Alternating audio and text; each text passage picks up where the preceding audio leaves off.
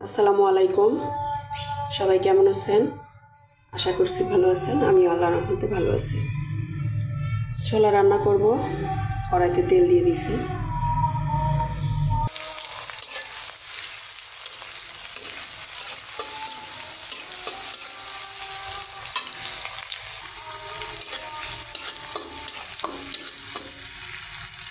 এর মধ্যে কয়েকটা কাঁচামরিচ দিয়ে দিলাম। আমার এই কাঁচামরিচটা খুবই ঝাল, 3টা কাঁচামরিচ দিচ্ছি। এতে একটু মরিচের গুঁড়া দিতে হবে।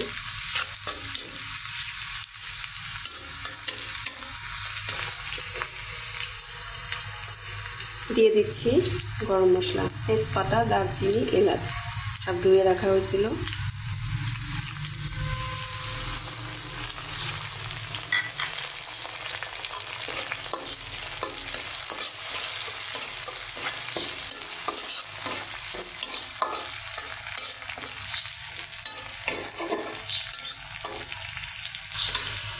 দিয়ে দিচ্ছি আমি আদা, রসুন, জিরা একসাথে আমি পেস্ট করে নিয়েছি, সেটা দিয়ে দিচ্ছি।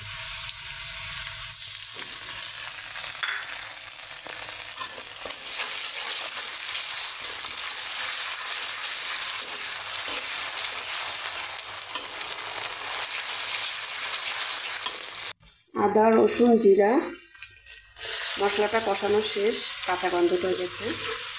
এখন আমি দিয়ে দিব, এখানে আছে হলুদের গুঁড়ো, মরিচের গুঁড়ো, পরিমাণ মতো লবণ দিয়ে দেব।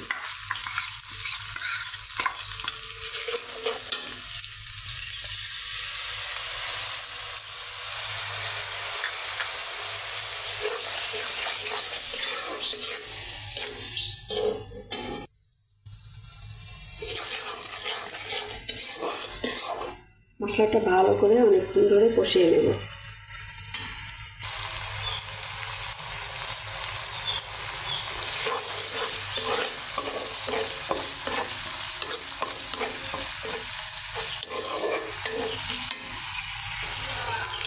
মশলাটা ভালো করে কষানো হয়ে গেছে।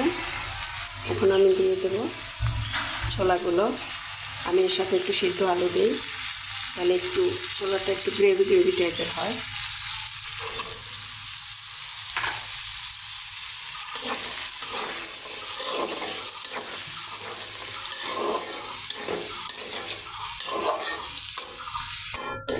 ছোলা রান্নায় আমি সবসময় এভাবে আলু দিয়ে থাকি, খেতেও ভালো লাগে, মাখো মাখো একটা ভাব হয়। ভালো করে কষিয়ে নেব।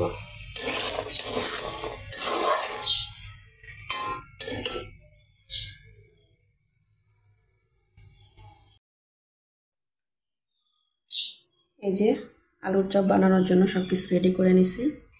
কাঁচামরিচ, পেঁয়াজ কুচি, লবণ পরিমাণ মতো, গরম মশলা গুঁড়ো, ধনেপাতা যদি থাকতো তাহলে ধনেপাতা কুচি করে দেওয়া যেত, এটা এই মুহূর্তে আমার কাছে নাই।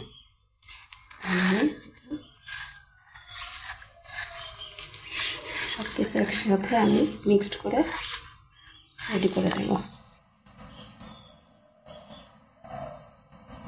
আজকে অন্য কিছু কাজ করার জন্য আমি রাতের খাবারের তরকারিটা এখনও রান্না করতে পারিনি, ওইটা ইফতারের পরে রান্না করব। কারণ এখন যদি তরকারিটা রান্না করতে চাই তাহলে ইফতারের লেট হয়ে যাবে।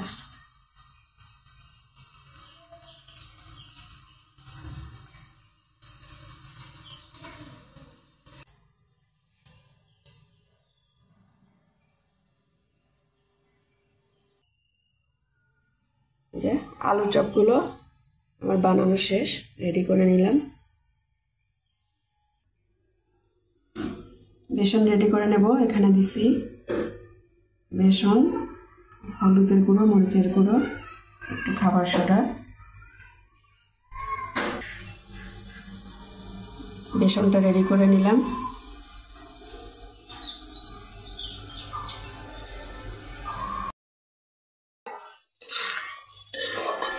ছোলা রান্নাটা হয়ে গেছে, নামিয়ে ফেলবো।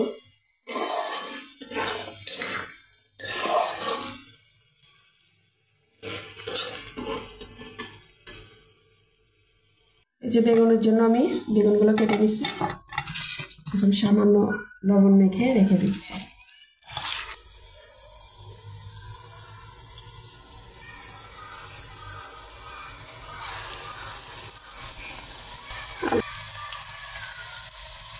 আলুর চপগুলো ভেজে নিচ্ছি।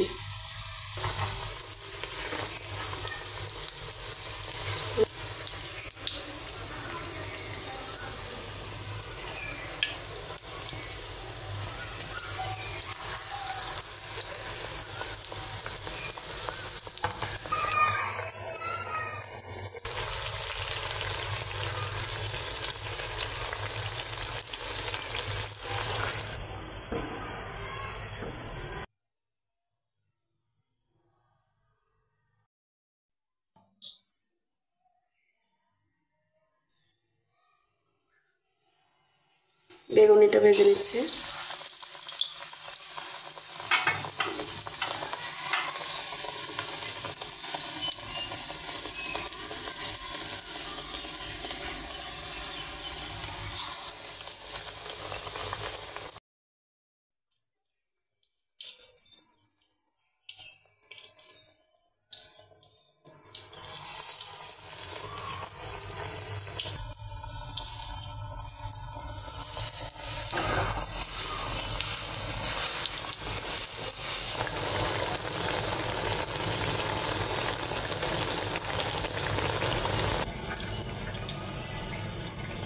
বেশি করে ইফতারি বানালাম।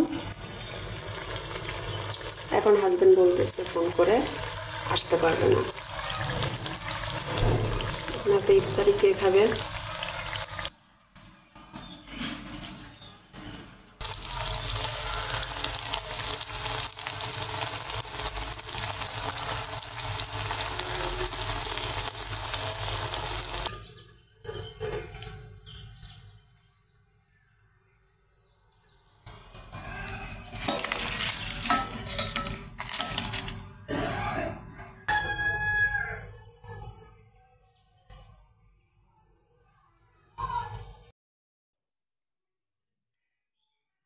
ছোলা রান্নাটি হয়ে গেছে।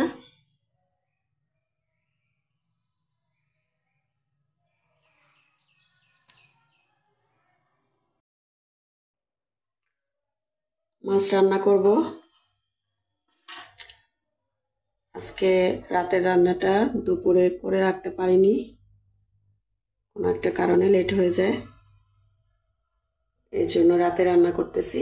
শর্টকাটভাবে আলু পাতলা করে কেটে মেখে রান্না করব। এখানে দিছি আমি আলু, বেগুন, হলুদের গুঁড়ো, মরিচের গুঁড়ো, পরিমাণ মতো লবণ, আদা রসুন জিরা একসাথে পেস্ট করে রাখা, পেঁয়াজ বাটা।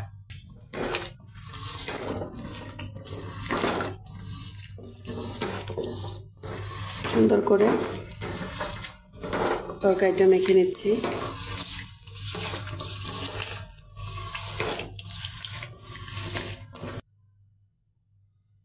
আর যখন ঝোল দেব, ঝোলে বলক আসলে পরে কুমড়ো বড়িগুলো ভেজে রাখছি সেগুলো দিয়ে দেব। মাছগুলো দিয়ে দেব।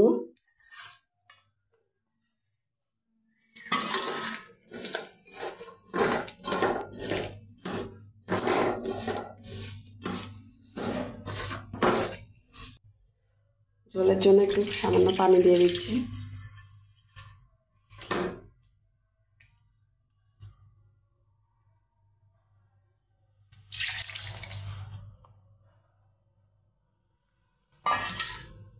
বলক উঠে গেছে, কাঁচামরিচগুলো দিয়ে দিচ্ছি আর দিয়ে দিচ্ছি কুমড়ো বড়ি।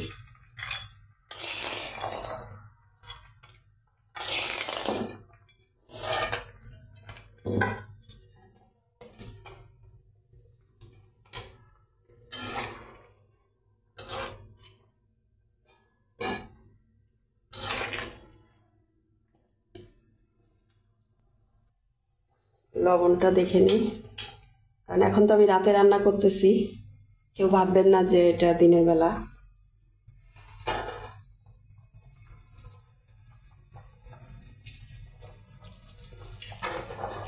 লবণ দিতে হবে না, পারফেক্ট। রেখে দিলাম। ডাল চচ্চড়ি করব করলা দিয়ে। এটা আমার খুবই প্রিয়, সবাই খাই, আমরা 3 জনই খাই। আর এই যে দেখেন, এই যে ডাল ধোয়া পানি, এই যে চাল ভিজিয়ে রাখছি, চাল ধোয়া পানি, এগুলো সব আমি সংরক্ষণ করে রাখি টিফিন দিনের জন্য।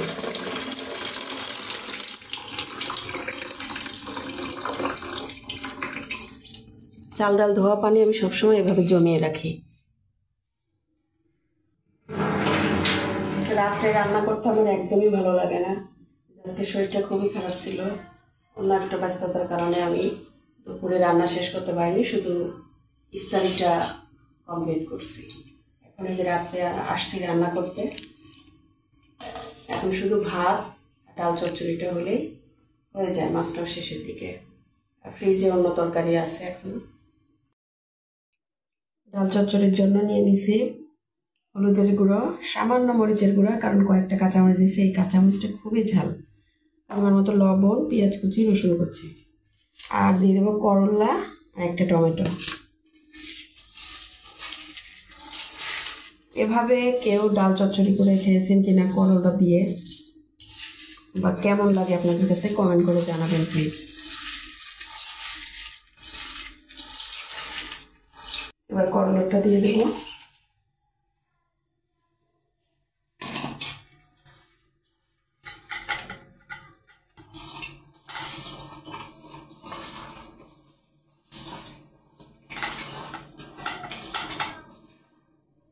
পানি দিয়ে দেব,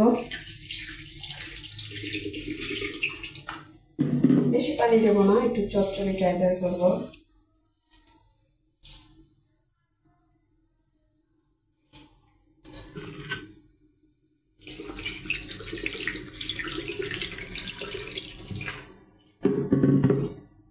আর একটু পানি দিলাম, কারণ করলাটা তো একটু সিদ্ধ হতে হবে। আর বলক আসলে টমেটোটা দিয়ে দেব। এটা বসিয়ে দিলাম।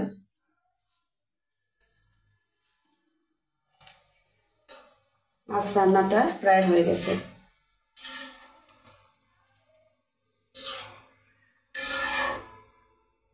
তাছাড়া সেরিতে তরকারিটা গরম করতে হবে, আর ঝোল শুকানোর দরকার নাই। এই কুমড়ো বড়ি যদি একদমই ঝোল কম রাখা যায়, তাহলে কুমড়ো বড়ির সব ঝোলগুলো খেয়ে ফেলে, তাই একটু ঝোল রাখতে হয়, কেন এই ঝোলগুলো খেয়ে একদম ফুলে থাকে। রান্না হয়ে গেছে মাছ রান্না, এখন ভাত বসিয়ে দেব।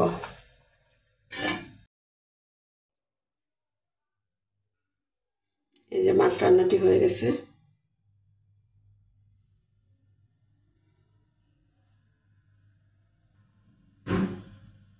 আর ডাল চচ্চড়ি এটাও রেডি, রান্না শেষ। সবাই ভালো থাকবেন, সুস্থ থাকবেন। ভিডিওটি ভালো লাগলে লাইক, কমেন্ট, শেয়ার করে পাশে থাকবেন। আল্লাহ হাফেজ।